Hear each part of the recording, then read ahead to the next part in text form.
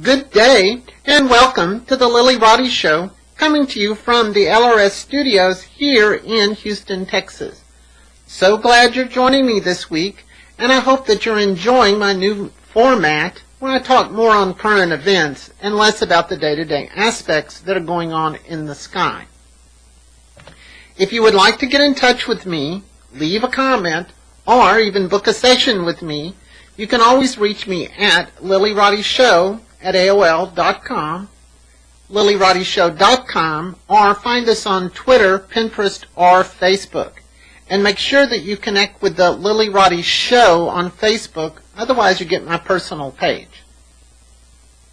This week we're going to look at August 16th through August 22nd, 2015.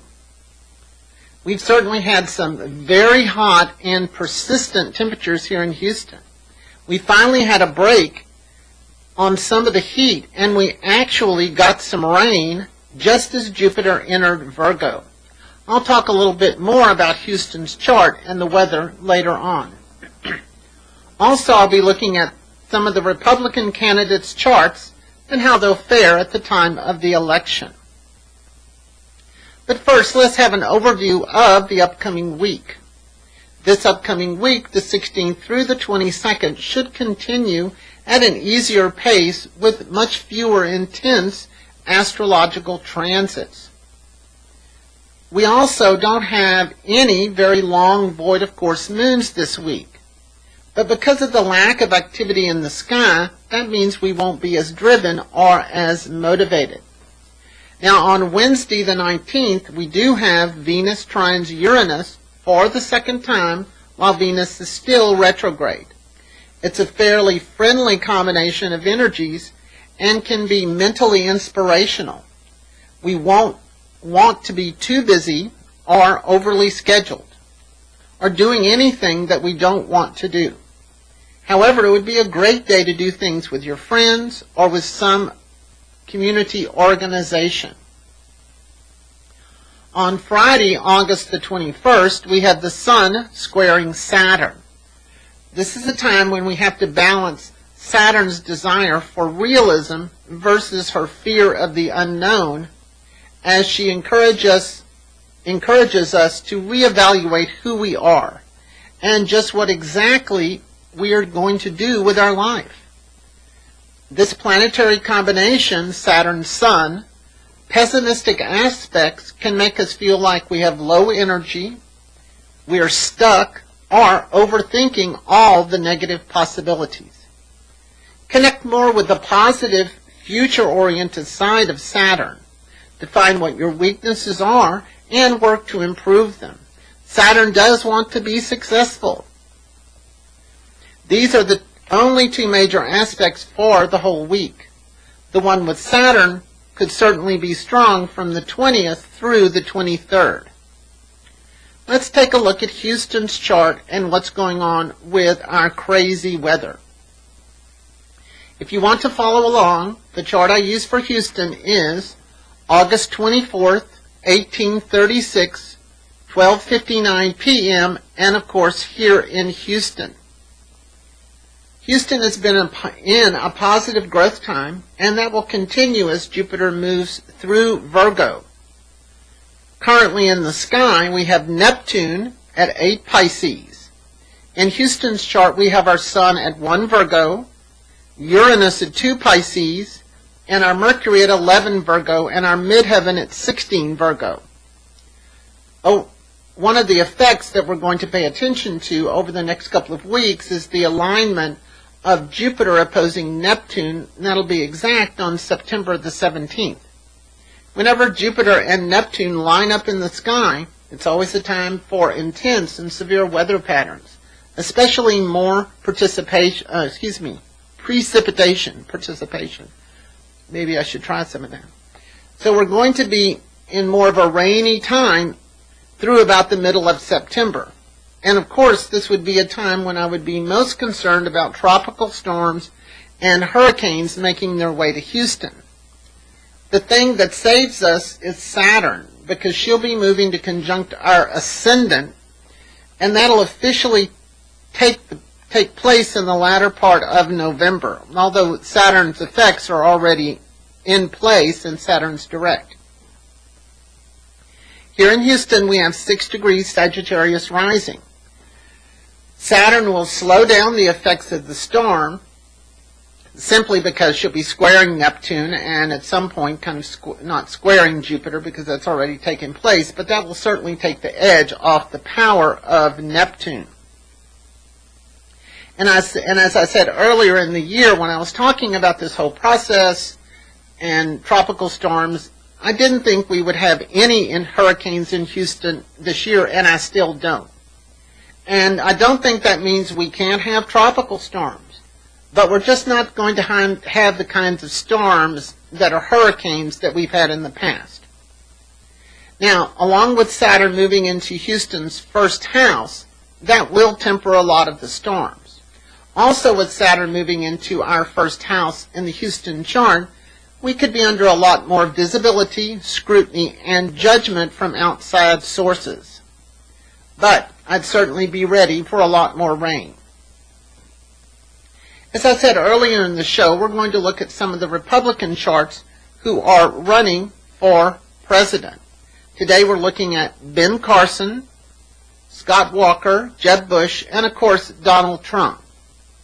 I've talked about Forrest Trump's chart in the past couple of shows. I'm not going to spend a lot of time on that. I will post my YouTube page. Let me say that better.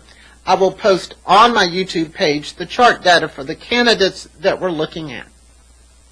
One of the things that's very obvious with this passing of Jupiter through Leo into Virgo is that Jupiter really stimulates most of the development of each one of these candidates. Starting with Ben Carson, here's a man with a strong amount of Leo and Virgo. Scott Walker's chart, even though he's a Scorpio, he has 4 planets in Virgo. In Jeb Bush's chart, of course, he's an Aquarian, and he has Venus in Pisces and Virgo rising.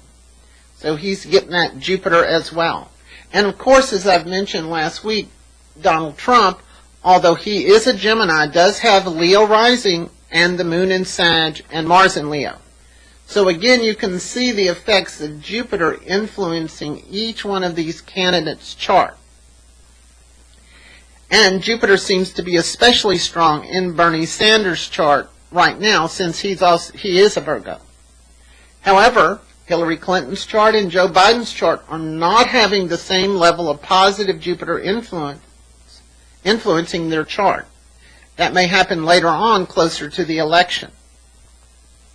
Now, comparing the charts to the election day, November 8th, 2016, essentially, how strong are their charts at the time of the election?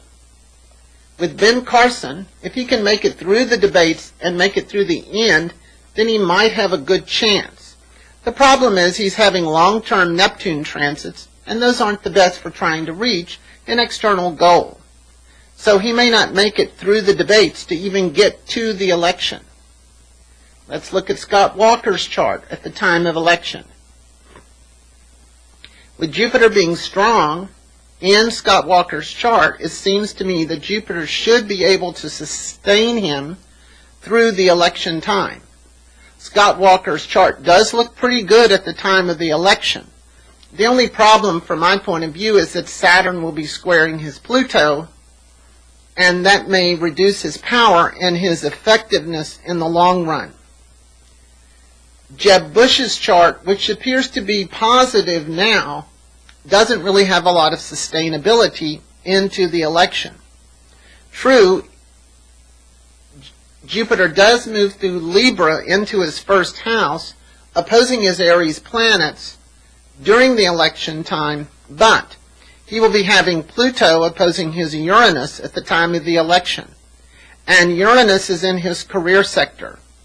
With Pluto transiting his Uranus, this would make me want to interpret this as this would be a time when his career would be coming to an end. However, his chart does have some power with it up until about the election. It just doesn't seem very likely that he would even get the nomination.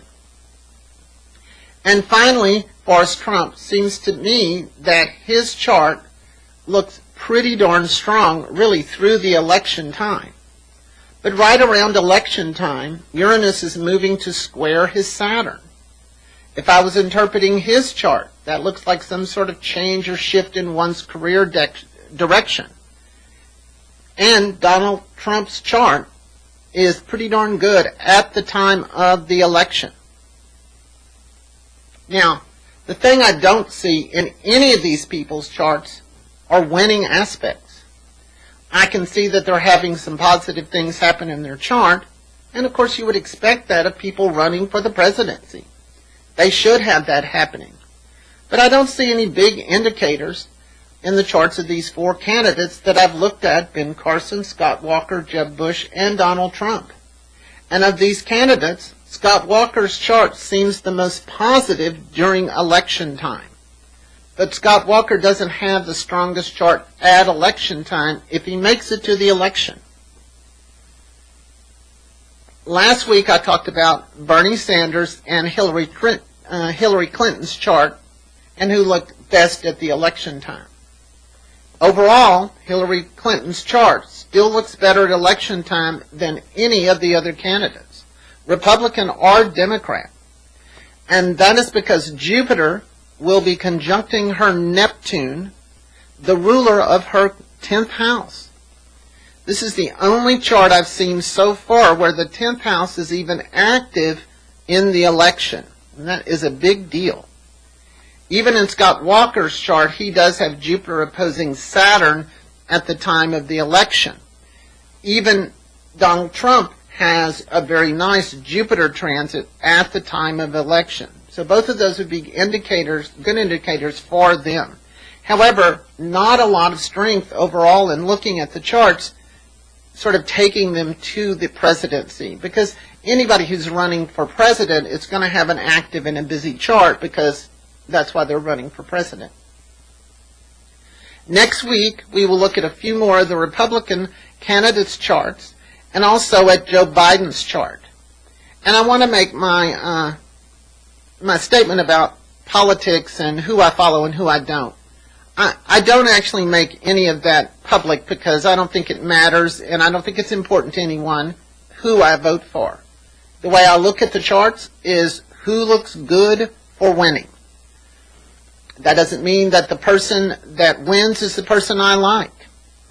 I remember correctly predicting that George Bush would win the presidency, and he did. He certainly wasn't my candidate.